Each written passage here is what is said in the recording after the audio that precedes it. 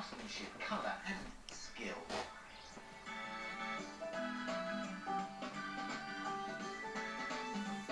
I'm here with Ian Felton, who's an enthusiastic pool pottery collector, and believe me, he has hundreds and hundreds of pieces.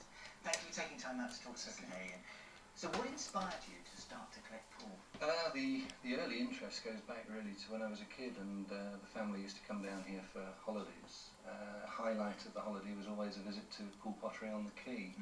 So it stemmed from that, but I've really only started seriously collecting the last 6 or 7 years. Yeah.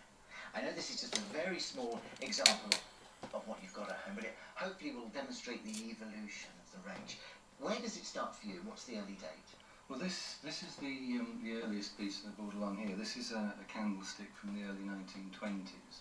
And as you can see, at that time, the patterns were very, very simple, geometric based. This was the start of Truder Adams, it became Truder Carter.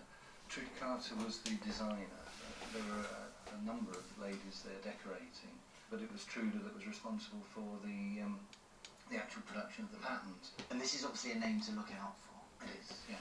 And as you can see, as you move on through the 20s... Getting busier. Well, the patterns got much more intense, and she took a strong influence from the Art Deco styles, in fact probably more so than a lot of UK potteries. So this was beginning to become more abstract. As we move through the 20s into the 30s, the company moved more into decorative housewares as well, so taking something that was purely an artistic piece and turning it into a useful household item. Yes, a domestic vessel. Exactly, that you use every day.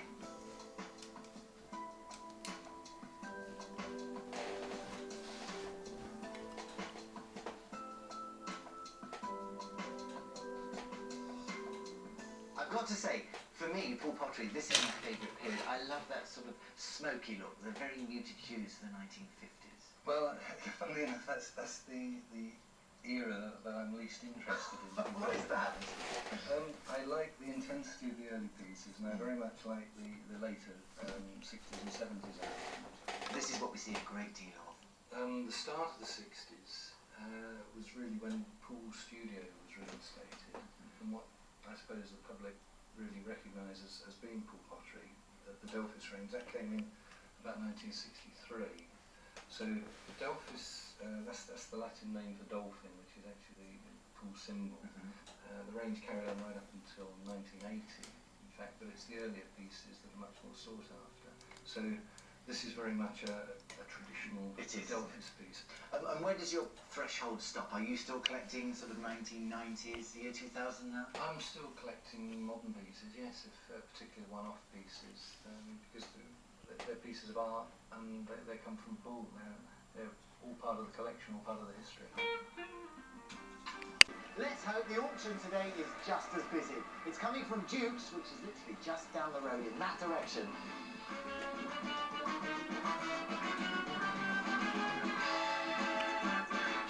I wonder what Gary will make of this crustaceous oddity. This is quirky. What do you think of this? Well, it's mildly appalling, really. Kenneth Lobster Claw converted into a brandy flask early 20th century, and we have put 70 to 100 pounds on this. Well, it's one of those kind of unusual things, really, because it must have been a hell of a lobster when it was alive, really, and unless it still is and going round in circles with only one arm left on its front.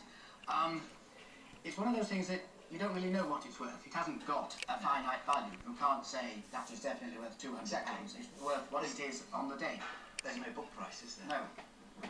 But it is amusing, it's late, it's kind of quite collectible. Somebody might like to buy it just as a bit of fun, so... Yeah, exactly. You could say it's gripping. But You will it could. get the £100 mark?